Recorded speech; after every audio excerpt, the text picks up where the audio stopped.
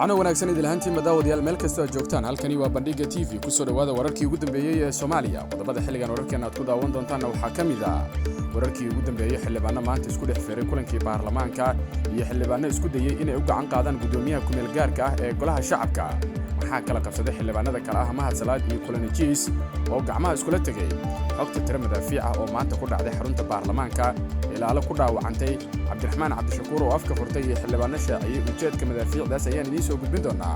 wararkana kale waxaa kamid ah Ra'iisul Wasaare Roble oo fal fuleynimo ah ku tilmaamay isku daygii maanta la doonayay in lagu carqaladeeyo kulanka baarlamaanka haddaba Ra'iisul Wasaare Roble ku eedeeyay mas'uuliyadda hoobiyaashii maanta xildhibaanada labada aqal ee baarlamaanka miyay si wada jir ah u ansixiyeen maanta jadwalka ay soo saareen gudoomiyaasha guddiga doorashada golaha labada aqal xildhibaanadii taageersanaa madaxweyne Farmaajo oo la qiyaamay iyo Ra'iisul Wasaare Roble oo wax yar u jira inuu najaxo qorshihiisii ka dhanka ahaa Fahad Yaasiin qodobadaas iyo kuwa kale ayaad ku daawan doontaan wararka bandhiga TV daawadayaal si shargareeya muuqaaladan iyo markaa warbixinadan halkan soo gelino waana isniin taariikhdu waxay ku beegantahay 18 bisha Abriil 2022 aynu ku bilowno wararkeena maanta waxaa kulan yeeshay oo waliba kulan wada jir ahaa xildhibaanada labada aqal ee baarlamaanka federaalka ah ee Soomaaliya waxyaabihii kulankaasi looga hadlayay ayaa waxaa kamid ahaa xeer hoosaadka doorashada markaasi gudoonka labada aqal ee baarlamaanka federaalka ah ee Soomaaliya iyadoona kulanka maanta uu markaasi noqday mid buuq uu hareeyay iyadoo uu xubnaha qaarna markaasi ay isku gacan qaadeen sida laga arki karay muuqaalo ay duubeen bahda saxaafadda ee ku sugnaa kulankii maanta golaha shacabka Soomaaliya ayaa waxa ka muuqday dagaal ay markaasi ku sigteen xildhibaanada qaarkood oo gacmaha markaasi iskula tagay xildhibaanada kale ah Cabdullaahi Aadan Kulane oo loo yaqaan Kulanajiis iyo xildhibaan Mahad Maxamed Salaad ayaa isku gacan qaadi gaaray kulanka buuqa iyo jahwareerka ka dhashay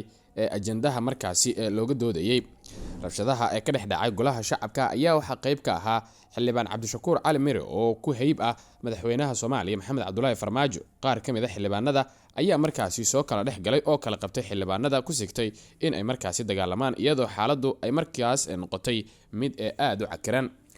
haddaba kulanka baarlamaanka ayaa waxa markaasi u ahaa mid ay si wada jir uga soo qayb galeen labada gole ee baarlamaanka ee federaalka ah ee Soomaaliya aqalkiisa sare iyo aqalkiisa hoose kulanka waxa si wada jir u shir gudoominayay gudoomiyaasha markaasi ku meel gaarka ah ee labada gole gaagaab iyo sidoo kale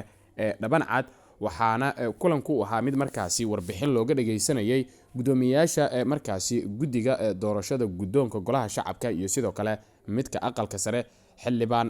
Cabdirasaaq iyo waliba sidoo kale xildhibaanka kale ee la yiraahdo Aadan oo isagu markaasi ah senator ka tirsan baarlamaanka Soomaaliya warbixinta ay soo gudbiyeen ayaa waxay ku sheegeen in markaasi doorashada si degdeg ah ay u qaban doonaan doorashada gudoonka aqalka sare ayay shaaciyeen in ay markaasi qaban doonaan 26 bishan Abriil 2022 halka sidoo kale la tilmaamay in markaasi 27 la qaban doono gudoonka golaha shacabka ee baarlamaanka federaalka ah ee Soomaaliya arintan waxa aad markaasi uga carooday isla markaana diiday xildhibaano fara badan oo markaasi ah kooxda nabad iyo nolol si gaar ah xildhibaano markaasi ugu dhow oo qaraabal ah madaxweyne Farmaajo waxaana kamid ah Kulanajiis Cabdishakuur iyo sidoo kale xildhibaanad kale ee Ra'iisul markaasi la yiraahdo oo iyagu dhamaantood markaasi halkaasi buuq ka dhaliyay waxay diidanayeen in markaasi la dedejiyo doorashada gudoonka labada aqal ee baarlamaanka federaalka ah ee Soomaaliya arintan culayska ugu weyn waxa ay markaasi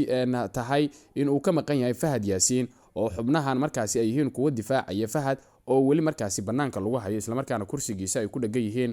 guddiga doorashada ee VID waxaana biri oo talaado ah Fahad Yaasiin uu ka dhorsugayaa go'aanka ka soo bixi kara maxkamadda markaasi sare ee dalka oo dacwadiisa uu markaasi u gudbiyay si kastaba guddiga markaasi qabanqaabada doorashada gudoonka labada aqal ayaa waxay sheegeen in maalinta birita ah ay markaasi si rasmi ah u bilaabanayso diiwaangelinta murashaxiinta doonaya inay u tartamaan jagooyinkaas gudoomiyaha iyo sidoo kale ku-xigeenadiisa haddaba iyadoo kulankii maanta uu sidaasi buuq u ahaa isla markaana aysan jirin ajandaha jadwalka in ay wada ansixiyeen xildhibaanada balse kaliya guddigu uu arinta halkaasi ka shaaciyay in waqtigaas la qabanayo doorashada ayaa mar qora waxaa laga maqlay gudaha xaruntii ay ku shirayeen ee Villa Hargeysa jug culus oo ahayd madaafiic markaasi lagu soo weeraray goobta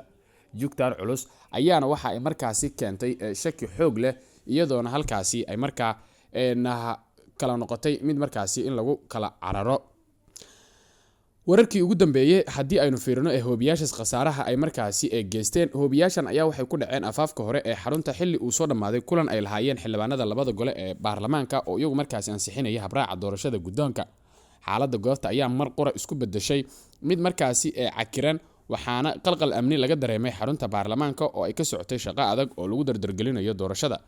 waxaanu markaasi xogo ku helnay inay jiraan khasaare dhaawac u badan oo markaasi goobta ka dhashay. wararku waxay sheegayaan in dadka dhaawacmay ay ku jiraan laba ka mid a ilaalada gaarka ah ee xildhibaan cabdiraxmaan cabdishakuur warsame oo ku sugnaa barxadda baarlamaanka. dhinaca kale al-shabaab ayaa waxa ay markaasi sheegteen in ay iyagu markaasi ka dambeeyeen weerarkaas kadib qoraal ay markaasi ku baahiyeen bartooda internetka. kooxda ayaa shaacisay in hoobiyaasha ay ku dhaceen gudaha xarunta, balse ma aysan shaacin khasaaraha rasmiga ah ee markaasi ay geysteen. cabdiraxmaan cabdishakuur ayaa sheegay in hoobiyaashaas laga soo tuuray meel aan ka fogeen baarlamaanka, isaga oo shaki ka muujiyey cidda markaasi soo tuurtay. haddaba ra-iisul wasaaraha dalka maxamed xuseen roble ayaa arrintan si kulul uga hadlay. ra-iisul wasaare maxamed xuseen roble waxa uu shaaca ka qaaday ujeedka laga lahaa weerarkii maanta lagu qaaday xarunta golaha shacabka ee baarlamaanka federaalk ee soomaaliya oo uu ka socday kulan wadajir ah oo ay lahaayeen labada aqal. qoraal ka soo baxay ra-iisul wasaare roble waxaa lagu yidhi ra-iisul wasaaraha xukuumadda federaalka waxa uu cambaareynaya falalka argagixisada ee la doonayo in lagu carqaladeeyo shaqada baarlamaanka federaalka ah. ra-iisul wasaare roble ayaa ujeedada weerarkii hoobiyaasha ku tilmaamay inuu ahaa mid fulinimo ah oo lagu cabsigelinayo baarlamaanka si loo carqaladeeyo dhammaystirka doorashada. iskudayga maanta waxa uu ahaa fal fulinimo ah oo la doonayay in lagu cabsigeliyo baarlamaanka oo ku guda jira waajibaad gudashadiisa dastuuriga ah si loo cuuriyaamiyo in doorashadu dhaqso u dhammaato, ayaa lagu yiri qoraalka ka soo baxay xafiiska ra-iisul wasaaraha. dhinaca kale ra-iisul wasaaraha xukuumadda federaalk ayaa bogaadiyey dadaalka baarlamaanka federaalk ee dhammaystirka doorashada guddoonka labada gole iyo jadwalkii lasoo saaray maanta. warka ka soo baxay xafiiska ra-iisul wasaare roble ayaa kusoo beegmay xilli maanta labada gole ay yeesheen kulan wadajir ah kaasi oo ay ku meelmariyeen jadwalka doorashada guddoonka labada gole ee baarlamaanka federaalk ee Soomaaliya. kahor kulanka ayaa waxaa jiray cabsi xoogan oo laga qabay in taageerayaasha madaxweyne Farmaajo iyo Fahad ay foodeeyaan kulanka, sidaasi oo markaa maanta dhacday, isla markaana ay iyagu isoristaag ku sameeyeen markaa guddoonka golaha shacabka. xildhibaanada qaar ayaa isku dayay inay markaasi u gacan qaadaan gudoomiyaha ku-meel gaarka ah ee markaasi golaha shacabka ee baarlamaanka federaalka ah ee Soomaaliya. arrintaas ayaana waxay keentay in xubnaha qaar ay markaasi ismaan dhaafaan, isla markaana ay gaaraan heer ay isku gacan qaadaan. waxaana xubnahaasi ay hayeen Mahad Salaad iyo sidoo kale Kulanajiis. markii Kulanajiis uu isku dayay in uu handado gudoomiyaha golaha shacabka ee ku-meel gaarka ah dhaban cad, taas oo keentay in Mahad Salaad uu arrintaasi ka xumaado, isla markaana uu tago markaa goobtii ay ku marmayeen gudoomiyaha iyo sidoo kale xildhibaanka. waxaana xaaladdu hadda ay tahay mid markaasi aad u cakiran, iyadoo oo la sugayo in fadhiyo kale ay markaa yeeshaan baarlamaanka. qeybaha dambe ayaanu isla soo gaaray. haddaba waxaynu eegaynaa jadwalka iyo habraaca doorashada guddoonka labada aqal oo markaasi ay soo saareen xubnaha loo xil saaray doorashada guddoonka, iyo shaki laga muujinayo in jadwalkaas aysan xildhibaanadu wada ansixinin. xildhibaanada labada aqal ee baarlamaanka federaalk ee Soomaaliya oo markaa kulankoodii maanta yeeshay ayaa waxay uga hadleen shaqooyin dhowr ah oo qoseeya xaaladda doorashada wadanka. ugu horeyn xildhibaanada ayaa waxa ay ansixiyeen wax ka beddelka habraaca ku-meel gaarka ah ee u gaarka ah doorashooyinka guddoonka labada gole iyo madaxweynaha. habraac ayaa waxaa ogolaatay ilaa 190 mudane, waxaa diiday hal xildhibaan, waxaa ka aamusay 6 mudane sida uu shaaciyay gudoomiyaha ku-meel gaarka ee golaha shacabka. intaasi kadib waxaa warbixin laga dhageystay gudoomiyaasha guddiyada doorashada ee labada aqal oo ka warbixiyay qorshe howloodkooda iyo jadwalka ay dejiyeen. Cabdirasaaq Cumar Maxamed oo ah gudoomiyaha guddiga qabanqaabada doorashada golaha shacabka oo warbixinta gudbiya ayaa shaaciyay jadwalka 19 ilaa 20 bishan Abriil, ayuu sheegay in la bilaabayo diiwaangelinta murashaxiinta. 23 bishan ayuu sheegay in la qorsheeyay in la qabto hadal jeedinta murashaxiinta golaha shacabka. maalinta xigta waxa uu sheegay 24 Abriil in markaasi loo qorsheeyay in la qabto hadal jeedinta murashaxiinta gudoomiye ku-xigeenada. 25 ilaa 26 waxaa markaasi la siiyay fursad xubnaha guddiga isugu diyaarinayaan doorashada, halka 27 bishan la qorsheeyay in la qabto doorashada guddoonka. dhinaciisa gudoomiyaha guddiga doorashada aqalka sare ayaa isna shaaciyay in jadwalka doorashada